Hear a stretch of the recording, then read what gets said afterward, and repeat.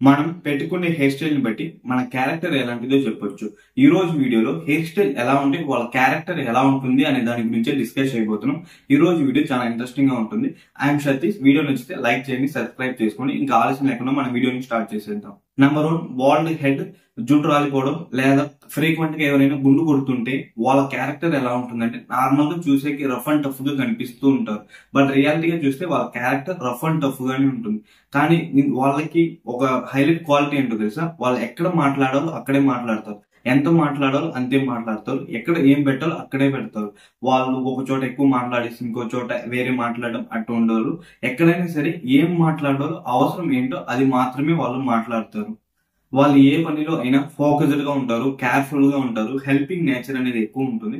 వీళ్ళకి sense of humour అనేది కూడా ఎక్కువగా ఉంటుంది బాల్డ్ గా ఉండే వాళ్ళకి.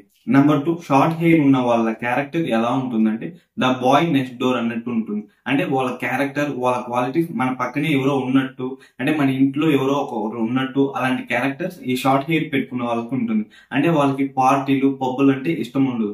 వాళ్ళు ఎక్కువ ఇష్టపడేది ఏంటంటే ఇండోర్ యాక్టివిటీస్, ఇంట్లోనే ఉండడానికి ఎక్కువ ఇష్టపడుతుంటారు.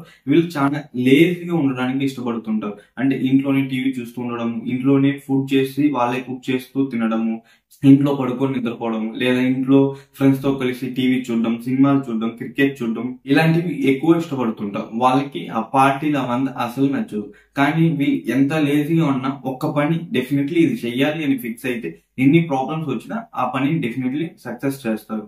నెంబర్ 3, మీడియం హెయిర్ పెట్టుకున్న వాళ్ళ క్యారెక్టర్ ఎలా ఉంటుందంటే opposite to short hair. Short hair ఉన్న వాళ్ళకి పార్టీస్ అంటే నచ్చవు, కానీ మీడియం హెయిర్ పెట్టుకున్న వాళ్ళకి ఆపోజిట్ టు షార్ట్ హెయిర్ కాబట్టి మీడియం హెయిర్ ఉన్న వాళ్ళకి ఈ పార్టీలు అంటే ఎక్కువ ఇష్టం. పార్టీలు, పబ్బులు ఇవి ఎక్కువగా తిరుగుతూ ఉంటారు.